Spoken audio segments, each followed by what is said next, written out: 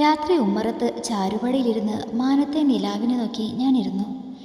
എന്നിലെ പ്രണയത്തിൻ്റെ മാറ്റുകൂട്ടാനായി ഭൂമി എനിക്കായി നൽകിയ സമ്മാനം. നീലവെളിച്ചം ഭൂമിയിലേക്ക് ഒഴുക്കിക്കൊണ്ട് ശോഭയോടെ നിൽക്കുന്ന പൂർണ്ണചന്ദ്രൻ സൂര്യവെളിച്ചത്തിൽ തൻ്റെ പാതിയെ ഓർത്ത് വിലപിച്ച് സ്വന്തം പ്രണയത്തെ അടക്കി നിർത്തി നറുനിലാവ് പൊഴിച്ചെത്തുന്ന രാത്രിയുടെ വരവിൽ പുളകിതയായി വിരിഞ്ഞ് തൻ്റെ പ്രണയഗന്ധം പൊഴിക്കുന്ന നിശാഗന്ധിയുടെ മത്തുപിടിപ്പിക്കുന്ന ഗന്ധം എൻ്റെ നാസികയിലേക്ക് തുളച്ചു കയറി. പൂർണ്ണചന്ദ്രനെ നോക്കിയപ്പോൾ പൊടുന്നനെ അതൊരു മാഷിൻ്റെ പുഞ്ചിരിക്കുന്ന മുഖം തെളിഞ്ഞു. അതെന്നിൽ നാണത്തിൽ കലർന്ന ഒരു പുഞ്ചിരി വിരിച്ചു. പ്രണയിക്കാൻ വേണ്ടി ഞാൻ പരിചയപ്പെട്ടില്ല. പരിചയപ്പെട്ടപ്പോഴും അറിഞ്ഞല്ല എനിക്ക് മാഷിനോട് ഒരു പ്രണയം ഉണ്ടാകുമെന്ന്. പക്ഷേ അടുത്തപ്പോൾ അറിഞ്ഞു എൻ്റെ മാഷേട്ടനില്ലാതെ ഈ ജന്മം പൂർണ്ണമാകില്ലെന്ന്. പെട്ടെന്നാണ് ആരോ ഗേറ്റ് തള്ളി തുറക്കുന്ന ശബ്ദം കേട്ടത്. ഇരുട്ടിൻ്റെ മറയിൽ നിന്ന് നിലത്തുറക്കാത്ത കാലുകളുമായി വരുന്ന അയാളെ കണ്ട് എനിക്ക് ദേഷ്യവും സങ്കടവും ഒരുപോലെ വന്നു. പക്ഷേ ഇന്നത്തെ വരവിന് എന്തൊക്കെയോ ഒരു മാറ്റം. ഷർട്ടിലും മുണ്ടിലൊക്കെ ചെളിയും ദേഹത്ത് അങ്ങിങ്ങായി മുറിവുകളുണ്ട്. ഇതെന്താ ഇപ്പോൾ സംഭവം? അയ്യോ അരവിന്ദേട്ടാ, നിങ്ങൾക്കിതെന്തു പറ്റി മനുഷ്യ? അതും ചോദിച്ച് അമ്മ ഉമ്മറത്തേക്ക് വന്ന് അങ്ങേരെ താങ്ങി പിടിച്ച് ചാരുകസയിലേക്ക് കിടത്തി. ഞാനും സഹായിക്കാൻ ചെന്നെങ്കിലും എന്നെ നോട്ടം കൊണ്ട് ദയിപ്പിച്ചപ്പോൾ ഞാൻ മാറിയിരുന്നു. എന്താ പറ്റിയത് മനുഷ്യ, ഒന്ന് പറ. ഒന്നുമില്ല, വരണ വഴിയിൽ ഒരു വണ്ടി തട്ടി, അങ്ങനെ പറ്റിയതാ. വേദന കടിച്ചമർത്തിക്കൊണ്ട് അച്ഛൻ പറഞ്ഞു. കള്ളും കുടിച്ച് റോഡിൻ്റെ നടുകൂടി നടന്നു കാണും. അമ്മ കയ്യിലും കാലിലുമൊക്കെ പിടിച്ചു നോക്കുമ്പോൾ അച്ഛൻ വേദന കൊണ്ട് പൊളിഞ്ഞു. പാവം, നല്ലോണം കിട്ടിയിട്ടുണ്ട്. അയാൾക്ക് ഒന്ന് ഹോസ്പിറ്റലിൽ എത്തിച്ചൂടായിരുന്നോ? അതിന് മാത്രം ഒന്നും പറ്റിയിട്ടില്ല. ആ കുഴമ്പിട്ട് ഒന്ന് തിരുമ്മിയാൽ മതി. അതെങ്ങനെയാ? ഓരോ അപശകുനം വീട്ടിൽ തന്നെ ഉള്ളപ്പോൾ അപകടം ഉണ്ടാകാതിരിക്കില്ലല്ലോ. അച്ഛൻ എന്നെ നോക്കി പറഞ്ഞതും എൻ്റെ കണ്ണിൽ കണ്ണുനീർ ഉരുണ്ടുകൂടി. അമ്മ എന്നെ നിസ്സഹായതയോടെ നോക്കിയതും ഞാനൊരു മങ്ങിയ പുഞ്ചിരി നൽകി അകത്തേക്ക് പോയി. മുറ്റത്തേക്ക് കാറ് കയറുന്ന ശബ്ദം കേട്ടതും ഗീതു മെയിൻ ഡോർ തുറന്ന് വന്നു. നിനക്കൊന്ന് വിളിക്കുമ്പോൾ ഫോൺ എടുത്താൽ എന്താ കണ്ണാ? എത്ര നേരമായി ട്രൈ ചെയ്യുന്നു? കാറ് ലോക്ക് ചെയ്ത് സിറ്റൗട്ടിലേക്ക് കയറി എന്നെ നോക്കി ഗീതു ചോദിച്ചു. സോറി ഗീതുസേ, വഴിയിൽ വെച്ച് ഒരു ആക്സിഡൻറ്റ്, അതാ ലേറ്റായത്. ഈശ്വര, എന്നിട്ട് നിനക്ക് എന്തെങ്കിലും പറ്റിയോ? ഓ എനിക്കല്ല ഗീതു, ഒരാൾ മദ്യപിച്ച് എൻ്റെ വണ്ടിയുടെ മുന്നിലേക്ക് വന്ന് ചാടി. പിന്നെ കണ്ടവർക്ക് കാര്യം മനസ്സിലായതുകൊണ്ട് കേസും പൊല്ലാപ്പോ ഒന്നും ഉണ്ടായില്ല. ഞാൻ അങ്ങോട്ട് പേടിച്ചു പോയി. എന്നിട്ട് അയാൾക്ക് വല്ലതും പറ്റിയോ? ഏയ് കാര്യമായിട്ടൊന്നും പറ്റിയില്ല. അത് വിട്, ഇത് കഴിക്കാനെടുക്ക്, എനിക്ക് നല്ല വിശപ്പുണ്ട്. ഞാനൊന്ന് ഫ്രഷായി വരാം. അത് പറഞ്ഞ് ചുണ്ടിലോറി വന്ന ചിരിയോടെ ഞാൻ മുകളിലേക്ക് പോയി. ദേവു, ഉച്ചക്ക് നിത്യയുടെയും കൃപയുടെയും കൂടെ കത്തിയടിച്ച് നടക്കുമ്പോഴാണ് പിറകിൽ നിന്ന് മാഷിൻ്റെ അലർച്ച. ഞാൻ ഞെട്ടി തിരിഞ്ഞു നോക്കി. മാഷ് കട്ടക്കലിപ്പിൽ എന്നെ തന്നെ നോക്കി പേടിപ്പിക്കുക. ഞാൻ അന്തം വിട്ട് അങ്ങനെ തന്നെ നിന്നു. മാഷിൻ്റെ അലർച്ച കേട്ട് അവിടെ ഉണ്ടായിരുന്ന പിള്ളേരെല്ലാം എന്നെയും മാഷിനെയും മാറി മാറി നോക്കുകയാണ്. മാഷ് അവർക്ക് നേരെ രൂക്ഷമായ നോട്ടമെറിഞ്ഞതും അവരെല്ലാം അവരവരുടെ പാട് നോക്കിപ്പോയി. മാഷ് ദേഷ്യത്തിൽ എൻ്റെ അടുത്തേക്ക് വന്നതും എൻ്റെ ഇടവും വലവും നിന്ന കള്ളികളും അവരുടെ കുരിശുമെടുത്ത് ജീവനും കൊണ്ടോടി തെണ്ടികൾ. മാഷിൻ്റെ അടുത്തെത്തിയതും ഞാൻ വേണോ വേണ്ടയോ എന്നർത്ഥത്തിൽ ഒന്ന് ഇളിച്ചു കൊടുത്തു. എന്താ മാഷേ? നിന്നെയൊക്കെ നീ എന്തിനാടി രാവിലെ തന്നെ ഇങ്ങോട്ട് കെട്ടിയൊരുക്കി വരുന്നത്? എക്സ്ട്രീം കലിപ്പിൽ മാഷ് ചോദിച്ചതും ഞാൻ വായു പൊളിച്ചു നിന്ന്. ഇതിനു മാത്രം കലി തുള്ളാൻ ഇവിടെ ഇപ്പോൾ എന്താ ഉണ്ടായേ? അത് മാഷിനെ കാണാൻ അല്ല, പഠിക്കാൻ. എന്തേ? ആണെങ്കിൽ പിന്നെ ഇതെന്താടി? അതും പറഞ്ഞ് മാഷ് ഒരു പേപ്പർ എനിക്ക് നേരെ നീട്ടി. സൂക്ഷിച്ച് നോക്കിയപ്പോൾ എൻ്റെ കണ്ണ് തള്ളി. ശിവനെ, ഇൻ്റേണൽ എക്സാമിൻ്റെ റിസൾട്ട് എല്ലാത്തിനും മാർക്ക് നല്ല കുറവാ. എന്തു ചെയ്യും? ഓടിയാലോ? വേണ്ട, ഇനി എന്നെ പൊക്കിയെടുക്കുന്നത് ഈ കണ്ട പിള്ളേരും കൂടി കാണിക്കാനോ? ഞാനൊരു അളിഞ്ഞ കിളി പാസ്സാക്കി കൊടുത്തു. പറ്റിച്ചേ, ഞാൻ മാഷിനെ പറ്റിച്ചേ. എനിക്കറിയായിരുന്നു ഇത് കണ്ട് മാഷ് എന്നെ വഴക്ക് പറയാൻ വരുമെന്ന്. അതിനുവേണ്ടി ഞാൻ ചുമ്മാ ഒരു നമ്പർ ഇറക്കിയതല്ലേ. സത്യമായിട്ടും ഇതിൻ്റെ ഉത്തരം എനിക്കറിയാം മാഷേ.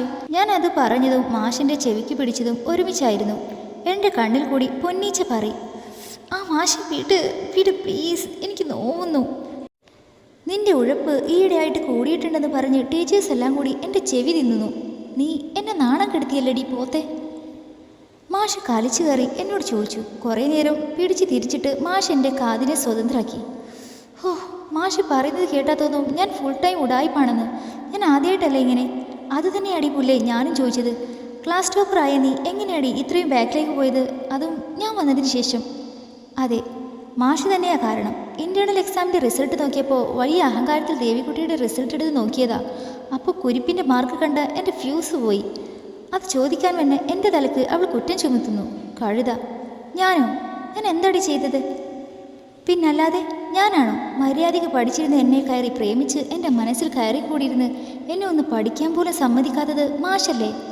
അവളെ പറച്ചിൽ കേട്ട് ഞാൻ വായും പൊളിച്ചു നിന്നു. ആ പറഞ്ഞതിൽ കാര്യമില്ലാതില്ല, ബട്ട് അങ്ങനെ വിട്ടാൽ ശരിയാകില്ലല്ലോ. ഓഹോ, അങ്ങനെയാണല്ലേ, ഓക്കെ. എന്നാ ഞാൻ തന്നെ ഒരു പരിഹാരം പറയാം. ആ പറഞ്ഞതിൽ എനിക്കുള്ളൊരു പണി ഒളിഞ്ഞിരിപ്പുണ്ട്. ഇല്ലയാവോ? എന്ത് പരിഹാരം? നിനക്ക് കോൺസെൻട്രേഷൻ കിട്ടാത്തത് കൊണ്ടല്ലേ? അല്ലെങ്കിലും വായിച്ചു പഠിക്കുമ്പോൾ നമുക്കത്ര കോൺസെൻട്രേഷൻ കിട്ടില്ല. സോ നമുക്ക് ഞാൻ കാത് കൂർപ്പിച്ചുകൊണ്ട് മാഷിനെ നോക്കി. ഒരു 200 തവണ എഴുതി പഠിക്കാം, എങ്ങനെയുണ്ട്? പുരികം പൊന്തിച്ച് മാഷ് ചോദിച്ചത് കേട്ട് ഞാൻ പകച്ച് പണ്ടാരടിക്ക് മാഷിനെ നോക്കി. 200? ഞാൻ അന്താളിപ്പോടെ ചോദിച്ചു. യെസ്, നിന്നെ പഠിപ്പിക്കാൻ പറ്റുമെന്ന് ഞാനൊന്ന് നോക്കട്ടെ. ഇന്ന് വൈകുന്നേരത്തിനുള്ളിൽ നീ എഴുതി പഠിച്ച് എനിക്ക് കാണണം, കേട്ടല്ലോ? കലിപ്പിൽ തന്നെ മാഷ് അങ്ങനെ പറഞ്ഞ് തിരിഞ്ഞു പോകാൻ ഒരുങ്ങി. ഈശ്വര, ആദ്യമായി കിട്ടിയ ഇമ്പോസിഷൻ, അതും മാഷിൻ്റെ അടുത്ത് നിന്ന്. സബാഷ്. 200 തവണയൊക്കെ എഴുതുക എന്ന് പറഞ്ഞാൽ എൻ്റെ കൈ, അയ്യോ. ഞാൻ ഓടി മാഷിൻ്റെ മുമ്പിൽ കയറിയിരുന്നു. മാഷേ, പ്ലീസ് മാഷേ, എനിക്ക് എഴുതണ്ട, ഞാൻ ഇനി നന്നായി പഠിച്ചോളാം, ഈ ഒരു തവണ ക്ഷമിക്ക് പ്ലീസ്. ഞാൻ മാഷിൻ്റെ മുമ്പിൽ നിന്ന് കെഞ്ചി. അത് നീ തീരുമാനിച്ചാൽ പോരാ. എക്സാമിന് തോറ്റ് തുന്നമ്പാടിയിരിക്കുന്ന ഒരുത്തിയല്ല എനിക്ക് ഭാര്യയായി വേണ്ടത്. ഞാൻ പറയുന്നത് അങ്ങോട്ട് അനുസരിച്ചാൽ നിനക്ക് കൊള്ളാം, ഇല്ലെങ്കിൽ മര്യാദയ്ക്ക് നീ ഡിഗ്രി പാസ്സായില്ല. വടി. ഞാൻ ഒന്നും മിണ്ടാതെ തലേ താഴ്ത്തി നിന്നു. മാഷ് എന്നെ മറികടന്ന് പോകാനൊരുങ്ങി. വീണ്ടും എന്തോ ഓർത്ത പോലെ എനിക്ക് നേരെ തിരിഞ്ഞു. മെയിനായിട്ട് നിന്നോട് വേറൊരു കാര്യം പറയാനാണ് ഇങ്ങോട്ട് വന്നത്. ഞാൻ ചോദ്യഭാവത്തിൽ മാഷിനെ നോക്കി. അടുത്ത മാസം നമ്മുടെ കോളേജിൽ വെച്ച് ഒരു കോമ്പറ്റീഷൻ നടക്കുന്നുണ്ട്. മെയിനായിട്ട് രചനാ മത്സരങ്ങളാണ് നടക്കുന്നത്. അതിൽ ചിത്രരചന കാറ്റഗറിയിൽ നീ മത്സരിക്കണം, ഓക്കെ? കൂടുതൽ പ്രിപ്പറേഷനൊന്നും വേണ്ട. വരയ്ക്കേണ്ട സബ് അവരെന്നെ രാവിലെ അനൗൺസ് ചെയ്യും. രജിസ്ട്രേഷനൊക്കെ ഞാൻ ചെയ്തിട്ടുണ്ട്. ആ പറയുന്നത് കേട്ട് ഞാൻ ഞെട്ടി വീണ്ടും മാഷിനെ നോക്കി. ഞാനോ? മാഷേ, ഞാൻ എന്ത് ചെയ്യുന്ന? എനിക്കൊന്നും അറിയില്ല. നിനക്കറിയാത്ത കാര്യമല്ല ദേവുട്ടി ഞാൻ പറഞ്ഞത്. നിന്റെ കഴിവുകൾ നിന്നിൽ മാത്രം ഒതുങ്ങാനുള്ളതല്ല. പിന്നെ നിന്നോട് മത്സരിക്കാമോ എന്നല്ല ഞാൻ ചോദിച്ചത്, മത്സരിക്കണമെന്നാണ് ഞാൻ പറഞ്ഞത്. മറ്റു കോളേജിൽ നിന്നൊക്കെ കുട്ടികൾ വരുന്നതാണ്. നമ്മുടെ കോളേജിൽ വെച്ച് നടക്കുമ്പോൾ നമുക്ക് പ്രൈസ് കിട്ടാതെ പോകരുത്. നിന്നെക്കൊണ്ട് പറ്റും, ഓക്കെ? ഇനി അത് വിട്. ഇപ്പോൾ പോയി ഞാൻ പറഞ്ഞ പണി ചെയ്യ്. മാഷ് ഗൗരവം ഒട്ടും വിടാതെ അതും പറഞ്ഞു പോയി. ഞാൻ ചെകുത്താൻ്റെയും കടലിൻ്റെയും നടുക്കപ്പെട്ട അവസ്ഥ പോലെ നിന്നു. കാട്ടാളൻ, ഒന്ന് ചിരിക്കെങ്കിലും ചെയ്തൂടെ? അവിടെ പോയി ഞാൻ എന്ത് വരച്ചു കൂട്ടാനാണ് എൻ്റെ കൃഷ്ണ? അയ്യോ, ഇമ്പോസിഷൻ. ഞാൻ നേരെ ക്ലാസ്സിലേക്ക് ചെന്നു. അവളുമാർ കാര്യം ചോദിച്ചപ്പോൾ വള്ളി പുള്ളി വിടാതെ എല്ലാം പറഞ്ഞു കൊടുത്തു. അത് കേട്ട് രണ്ടും കൂടി ഇരുന്ന് പൊരിഞ്ഞ ചിരി. അവറ്റകൾക്ക് 2 കീറ് കൊടുത്ത് കിട്ടിയ ബുക്കും പേനയെടുത്ത് ഞാൻ നേരെ ലൈബ്രറിയിലേക്ക് വിട്ടു. ക്ലാസ്സിലിരുന്ന് എഴുതി തീർക്കാൻ പറ്റില്ലല്ലോ. അങ്ങനെ ഇരുന്നും കിടന്നും മറിഞ്ഞുമൊക്കെ എഴുതാൻ തുടങ്ങി. വൈകുന്നേരം ഇൻ്റർവെൽ കഴിഞ്ഞ് ഫ്രീ അവർ ആയതുകൊണ്ട് ദേവിക്കുട്ടിയെ തപ്പി ഇറങ്ങിയതാണ് ഞാൻ. എന്നെ കണ്ടപ്പോഴേ അവളുടെ വാലുകൾ അവൾ ലൈബ്രറിയിലുണ്ടെന്ന് പറഞ്ഞു. അങ്ങോട്ട് ചെന്നപ്പോൾ പെണ്ണ് ടേബിളിൽ കമിഴ്ന്ന് കിടന്ന് പൊരിഞ്ഞെഴുത്താണ്. എനിക്കത് കണ്ട് ചിരി വന്നു. ഞാൻ അകത്തേക്ക് കയറി അവളുടെ അടുത്തുള്ള ചെയറിലിരുന്നു. എന്നെ കണ്ടതും പെണ്ണ് എന്നെ തുറച്ചു നോക്കിയിട്ട് തിരിഞ്ഞിരുന്നു. ഞാൻ വിടുവോ? ഞാൻ അവിടെ നിന്ന് എഴുന്നേറ്റ് അവൾ തിരിഞ്ഞ ഭാഗത്തുള്ള ചെയറിൽ പോയിരുന്നു. കുറച്ചു നേരം അവിടെ ഇതുതന്നെയായിരുന്നു പരിപാടി. അവസാനം അവൾ സുല്ലിട്ട് നിർത്തി. ബട്ട് എന്നെ ഒന്ന് മൈൻഡ് പോലും ചെയ്യുന്നില്ല. ദേവുട്ടി എന്ന് വിളിച്ചുകൊണ്ട് ഞാൻ പതിയെ അവൾ എഴുതുന്ന കൈ തൊട്ടതും പെണ്ണിൻ്റെ കൈ തട്ടി മാറ്റി എന്നെ തുറച്ചു നോക്കി. വേണ്ട, എന്നോട് മിണ്ടണ്ട. ഞാൻ മാഷിനോട് കൂടില്ല, പോ. എന്നെ നോക്കി കവിള് വീർപ്പിച്ച് കൈ രണ്ടും കവിളിലടിച്ച് അതും പൊട്ടിച്ചുകൊണ്ട് അവൾ പറഞ്ഞിട്ട് വീണ്ടും എഴുത്തു തുടങ്ങി. ഞാൻ ചിരിയടക്കി പിടിക്കാൻ നന്നായി പാടുവിട്ടു. എടി, ഞാനൊന്ന് പറയട്ടെ? വേണ്ട, എനിക്കൊന്നും കേൾക്കണ്ട. കൂട്ടില്ലെന്ന് പറഞ്ഞാൽ കൂട്ടില്ല. ഈ കുരിപ്പ് അങ്ങനെ വിട്ടാൽ ശരിയാകില്ലല്ലോ. ഞാൻ അവരുടെ അടുത്തേക്ക് ഒന്നുകൂടി ചേർന്നിരുന്ന് ആ കാൽപാദത്തിൽ എൻ്റെ കാലുകൊണ്ട് പതിയെ തഴുകി. എൻ്റെ സ്പർശനമേറ്റതും പെണ്ണൊന്ന് ഞെട്ടി. എഴുതിക്കൊണ്ടിരിക്കുന്ന അവരുടെ കൈകൾ വിറച്ചു. ചെന്നീരുടെ വിയർപ്പ് തുള്ളികൾ ചാലിട്ടൊഴുകി. ഞാനതെല്ലാം ഒരു കുസൃതിയോടെ നോക്കിയിരുന്നു. എൻ്റെ തള്ളവിരൽ അവരുടെ കാലിൽ കിടക്കുന്ന വെള്ളിക്കുലിസിൻ്റെ ഇടയിലേക്ക് അരിച്ചു കയറി. അത് കുരുത്തു വലിച്ചു. ഞൊടിയിടയിൽ ചെറിയൊരു കിലുക്കത്തോടെ അത് പൊട്ടി അതിലെ വെള്ളിമണിയെല്ലാം നിലത്തേക്ക് തെറിച്ചു വീണു. ദേവിക്കുട്ടി ഞെട്ടി അവരുടെ കാലിലേക്കും എൻ്റെ മുഖത്തേക്കും നോക്കി. മാഷ് ഇങ്ങനൊരു ചെയ്യുമെന്ന് ഞാൻ കരുതിയില്ല. കൊളുത്തടക്കം പൊട്ടിയിരിക്കുന്നു. ഒരുപാട് ആഗ്രഹിച്ച് അമ്മയോട് പറഞ്ഞ് വാങ്ങിച്ചതാ. ഇതിപ്പോൾ ചെതറിക്കിടക്കുന്നത്. എൻ്റെ കണ്ണൊക്കെ നിറഞ്ഞു വന്നു. മാഷിൻ്റെ മുഖത്തേക്ക് നോക്കിയപ്പോൾ എന്നെ നോക്കി ചിരിച്ചുകൊണ്ടിരിക്കുക. അതുകൂടി ആയപ്പോൾ എനിക്കങ്ങോട്ട് കലിച്ചു കയറി. ഞാൻ ദേഷ്യത്തിൽ ബുക്കും വാരിക്കൂട്ടി എഴുന്നേറ്റ് പോകാൻ തുടങ്ങിയതും മാഷ് എൻ്റെ കൈ പിടിച്ചു. വിടു മാഷേ, എനിക്ക് പോകണം. ദേഷ്യം വരുമ്പോൾ ഇങ്ങനെ ചുവന്ന് തൊടുത്ത് നിൽക്കുന്ന ദേവിക്കുട്ടിയുടെ മുഖം കാണാൻ നല്ല ചേലാട്ടോ. മാഷ് പറഞ്ഞു തൊട്ട് ഞാൻ വീണ്ടും മാഷിനെ ദഹിപ്പിക്കുന്ന രീതിയിൽ നോക്കിയിട്ട് വീണ്ടും പോകാൻ ഒരുങ്ങിയതും മാഷ് എന്നെ അവിടെ പിടിച്ചിരുത്തി. വേറെ നിവൃത്തിയില്ലാതെ ഞാൻ അവിടെ ഇരുന്നെങ്കിലും മാഷിൻ്റെ മുഖത്ത് നോക്കാതെ ഞാൻ മറ്റെങ്ങോ നോട്ടം വായിച്ചിരുന്നു. കാൽപാദത്തിൽ കുളിരനുഭവപ്പെട്ടപ്പോൾ ഞാൻ മെല്ലെ താഴേക്ക് നോട്ടം തിരിച്ചു. നോക്കുമ്പോൾ ചുറ്റിലും കരിമണികളും അതിന് നടുക്ക് 3 ചെറിയ മണികളുള്ള ഒരു കൊലുസ് മാഷിൻ്റെ കാലിലിടുന്നു. ഞാൻ കണ്ണുകൾ അമർത്തി തുടച്ച് വീണ്ടും നോക്കി. എൻ്റെ ചുണ്ടിൽ ഒരു പുഞ്ചിരി വിടർന്നു. മാഷ് എന്നെ നോക്കി ഒന്ന് കണ്ണു ചിമ്മി കാണിച്ച് എൻ്റെ കാലെടുത്ത് മാഷിൻ്റെ മടിയിൽ വെച്ചു. മാഷൊരു കള്ളച്ചിരിയുടെ കുനിഞ്ഞ ആ കൊലുസിൻ്റെ കൊടുത്ത് കടിച്ചു മുറുക്കി. മാഷിൻ്റെ താടി രോമങ്ങൾ എൻ്റെ കാലിൽ കുത്തി കയറിയപ്പോൾ ഞാൻ ശ്വാസം നീട്ടിയെടുത്തു. മാഷിൻ്റെ മറ്റേ കാലിലും കൊലുസിട്ട് മുറുക്കി. കൂടെ എൻ്റെ പാദത്തിൽ ഒരു നനുത്ത ചുംബനവും നൽകി. എൻ്റെ ശരീരത്തിലൂടെ ഒരു വിറയിൽ കടന്നുപോയി. എൻ്റെ ആദ്യ ചുംബനം മുല്ലപ്പൂവിൻ്റെ ഗന്ധമുള്ള നിൻ്റെ ഇളം പാദങ്ങളിൽ തരാനാണ് ഞാൻ ആഗ്രഹിച്ചത്. നിൻ്റെ കാലിൽ ഞാൻ അണിഞ്ഞ ഈ കൊലുസിൻ്റെ കിരുക്കം എൻ്റെ ഹൃദയസ്പന്ദനമാണ്. ഈ ദേവി എൻ്റെ സ്വന്തം ദേവിയാകുന്നവരെ എൻ്റെ ഹൃദയതാളം ഇതിൽ തന്നെ എനിക്ക് കേൾക്കണം. മാഷിൻ്റെ വാക്കുകൾ ഒരു പ്രണയമഴയായി എന്നിലേക്ക് പെയ്തിറങ്ങി. ഞാൻ നിറഞ്ഞ മനസ്സോടെയും നിറഞ്ഞ കണ്ണുകളുടെയും മാഷിൻ്റെ നെഞ്ചിലേക്ക് ചാഞ്ഞു. ഹായ് മാഷെ, നോക്ക്, നല്ല കിലുക്കുമല്ലേ, നല്ല രസമുണ്ട്. ഫോണിൽ നോക്കിക്കൊണ്ട് ഗ്രൗണ്ടിൻ്റെ സൈഡിലുള്ള മതിലിരിക്കുന്ന എന്നോട് അവൾ പറഞ്ഞു. പെണ്ണ് ധാവണിയുടെ പാവാട ചെറുതായി ഉയർത്തിപ്പിടിച്ച് കൊലുസും കിലുക്കിക്കൊണ്ട് നിന്ന് വട്ടം കറങ്ങാണ്. ഷേ, ആ കുന്ത്രാണ്ടത്തിൽ നോക്കിയിരിക്കാതെ എന്നെയൊന്ന് നോക്ക്, ദേ നല്ല രസമില്ലേ. അതും പറഞ്ഞ് പെണ്ണ് വീണ്ടും 2 താളം ചവിട്ട്. ഞാൻ ഫോണിൽ നിന്ന് മുഖമുയർത്തി അവളെ നോക്കി. ഇടയ്ക്ക് താളം ചവിട്ടും പിന്നെ കൊലുസിൻ്റെ ഭംഗി നോക്കി നിൽക്കും. ഇത് തന്നെ പണി. ഇവൾക്ക് ഒരു പിരി ലൂസായെന്നാ തോന്നുന്നേ. എന്താ നോക്കുന്നേ? ദേവിട്ടി എളിച്ചുകൊണ്ട് എന്നോട് ചോദിച്ചു. ഞാൻ അവളെ അടിപൊളി നോക്കി. വട്ടായ പെണ്ണെ? ആ, പ്രേമമൂത്ത് വട്ടായതാ. കേട്ടിട്ടേ ഉണ്ടായിരുന്നുള്ളൂ, ഇപ്പോൾ കണ്ടു. ചങ്ങല വേണോ ഷോക്ക് വേണോ? 2 വേണ്ട, മാഷേട്ടനെ മതി. അവൾ പറഞ്ഞു കേട്ട് എനിക്ക് ചിരി വന്നെങ്കിലും ഞാൻ ഗൗരവത്തിൽ തന്നെ നിന്നു. ഒന്ന് പോടി, എന്നെക്കൊണ്ടൊന്ന് വയ്യ ഇതുപോലുള്ള ലൂസിനെയൊക്കെ തലയിൽ ചുമക്കാം. അങ്ങനെ ഞാൻ ഒഴിഞ്ഞു പോകൂല മാഷേ. പെണ്ണ് എന്നെ നോക്കി കൊഞ്ഞനം കുത്തിക്കൊണ്ട് പറഞ്ഞപ്പോൾ എനിക്ക് ശരിക്കും ചിരി വന്നു. ഡി, നിന്നോട് ഞാൻ എത്ര തവണ പറഞ്ഞു എന്നെ മാഷേന്ന് വിളിക്കാതെ കണ്ണേട്ടാന്ന് വിളിക്കാൻ? വിളിക്കടി. വിളിക്ക മാട്ടേനാ നീ എന്നാ പണ്ണുവേ? ഡിവോഴ്സ് പണ്ണുവേ? അവൾ പറഞ്ഞ അതേ ട്യൂണിൽ ഞാൻ പറഞ്ഞതും ദേവൂട്ടി മോന്ത് വീർപ്പിച്ചുകൊണ്ട് എൻ്റെ അടുത്തേക്ക് വന്നു. എന്നിട്ട് മതിൽ കയറാൻ കിടന്ന് പരിശ്രമമാണ്. കുരുട്ടടക്കിക്ക് എത്തണ്ടേ? കുറേ നേരം ട്രൈ ചെയ്ത് മടുത്ത് അവസാനം ദയനീയമായി എന്നെ നോക്കി. എടുക്കുമോ? എന്നെ നോക്കി ചുണ്ടു വിളർത്തി നിഷ്കുവായി അവൾ ചോദിച്ചതും എനിക്ക് ചിരി പൊട്ടി. അത് കണ്ട് അവൾ ചുണ്ടു കൂർപ്പിച്ചുകൊണ്ട് എൻ്റെ കയ്യിലിട്ട് ഒരു തള്ളു തന്നതും ഞാൻ ചിരി കടിച്ചു പിടിച്ച് കൈ ഒഴുകി താഴെ ഇറങ്ങി അവളെ എടുത്ത് മതിലിൻ്റെ മുകളിൽ ഇരുത്തി. എന്നിട്ട് ഞാനും അവളുടെ അടുത്തായി കയറിയിരുന്ന് വീണ്ടും ഫോണിൽ നോക്കാൻ തുടങ്ങി.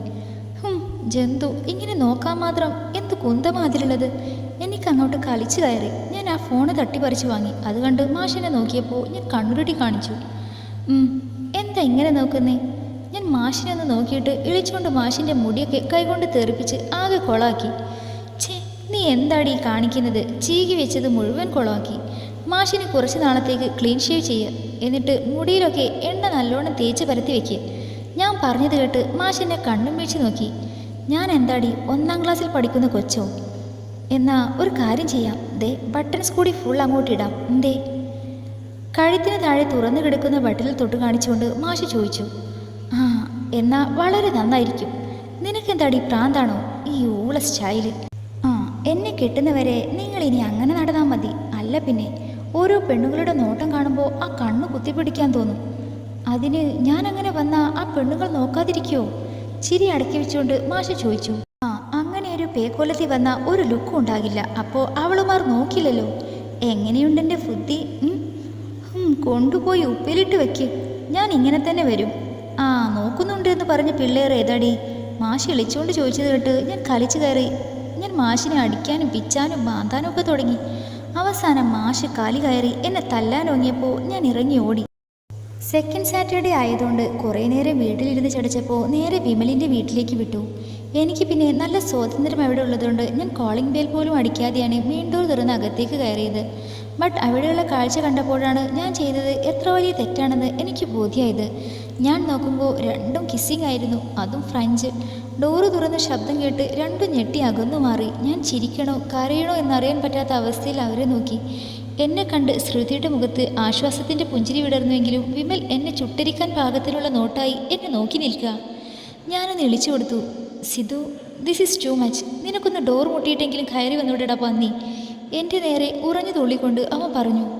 സോറിടാ, നിങ്ങൾ ഇങ്ങനെ സിറ്റുവേഷനിലായിരിക്കുമെന്ന് ഞാൻ കരുതിയില്ല. അതേടാ, ഞങ്ങൾ 3 കൊല്ലം പ്രേമിച്ച് നടത്തിട്ട് പിന്നെ കല്യാണം കഴിച്ചത് എന്തിനാണെന്ന് നിനക്കറിയാം? എന്തിനാ? എനിക്ക് ആകാംക്ഷ കൂടി. അങ്ങോട്ടും ഇങ്ങോട്ടും നോക്കിയിരുന്ന് അന്താക്ഷരി കളിക്കാനാണോ? ഇപ്പോൾ പിന്നെ നീ വന്നല്ലോ, വാ ഇനി നമുക്ക് ഒരുമിച്ച് കളിക്കാം. അവൻ എൻ്റെ നേരെ ചീറിക്കൊണ്ട് പറഞ്ഞു. ഞാൻ ചിരി അടക്കി പിടിച്ചു നിന്നു. പാവം, റൊമാൻസ് വെള്ളത്തിലായതിന് നല്ല വിഷമമുണ്ട്. സിദ്ധുവേട്ടിന് കുടിക്കാൻ ചായ വേണോ കാപ്പി വേണോ? എല്ലാം കണ്ട് ആകെ ചടുത്ത് നിന്ന് ശ്രുതി വിഷയം മാറ്റാനായി എന്നോട് ചോദിച്ചു. എന്തെങ്കിലും തണുത്ത് തന്നെ ആയിക്കോട്ടെ പെങ്ങളെ, കുറച്ച് നിന്റെ കെട്ടുവിനും എടുത്തോ, ഭയങ്കര ചൂടാ. അത് കേട്ട് ശ്രുതി ചിരി അടക്കി പിടിച്ച് അടുക്കളയിലേക്ക് പോയി. അതും കൂടിയായപ്പോൾ എനിക്ക് ചിരി പൊട്ടി. അത് കണ്ട് വിമൽ എൻ്റെ നേരെ പാഞ്ഞെടുത്ത് എൻ്റെ കഴുത്തിന് കുത്തിപ്പിടിച്ചു.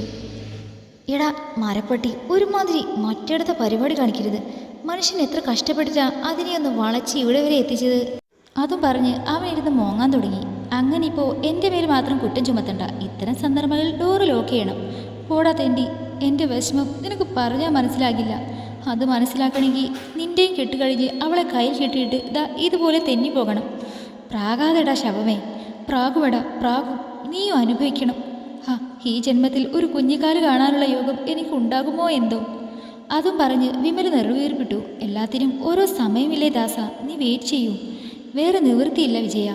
അപ്പോഴേക്കും ശ്രുതി അങ്ങോട്ടേക്ക് വന്നു. പിന്നെ ഞങ്ങൾ 3 കോളേജിലെ പണ്ടത്തെ ഓരോ തമാശകളൊക്കെ പറഞ്ഞുകൊണ്ടിരുന്നു. ഇടയ്ക്ക് ദേവിക്കുട്ടിയും സംസാര വിഷയമായി. പെണ്ണിനെപ്പറ്റി പറയുമ്പോൾ എൻ്റെ ചുണ്ടിൽ വിരിയുന്ന ചിരി കണ്ട് രണ്ടും കൂടി എന്നെ കളിയാക്കി ഒരു വിധാക്കി. അമ്പലത്തിൽ നിന്ന് ഇറങ്ങിയപ്പോഴാണ് ബുള്ളറ്റിൻ്റെ ശബ്ദം കാതിലേക്ക് തുളച്ചു കയറിയത്. തലയുയർത്തി നോക്കിയപ്പോൾ ദേ വരുന്നു എൻ്റെ മാഷ്. പക്ഷേ കക്ഷി എന്നെ കണ്ടില്ല. മാഷേ, ഞാൻ അവിടെ നിന്ന് നീട്ടി വിളിച്ചു. പെട്ടെന്ന് എൻ്റെ സൗണ്ട് കേട്ട് മാഷ് വണ്ടി നിർത്തി. തലചരിച്ച് എന്നെ നോക്കി. ഞാൻ ഓടി മാഷിൻ്റെ അടുത്തെത്തി. നീ എന്താടി ഈ സമയത്ത് ഇവിടെ? എന്നെ നോക്കി മാഷ് ചോദിച്ചു. ഞാൻ അമ്പലത്തിൽ വന്നതാ, ഇന്ന് ഭജന ഉണ്ടായിരുന്നു. ഓ, രാവിലെയും വൈകുന്നേരവും ഒക്കെ അമ്പലം. അല്ല, നിന്നെ പെറ്റിട്ടത് വല്ല അമ്പലത്തിലുമാണോ? ബ്ലഡി അമ്പലവാസി. ഞാൻ മാഷിനെ നോക്കി കൊഞ്ഞനം കുത്തിക്കൊണ്ട് ഇറച്ചിന്തിൽ നിന്ന് കുറച്ച് ചന്ദനെടുത്ത് മാഷിൻ്റെ നെറ്റിൽ തൊടാനാഞ്ഞു.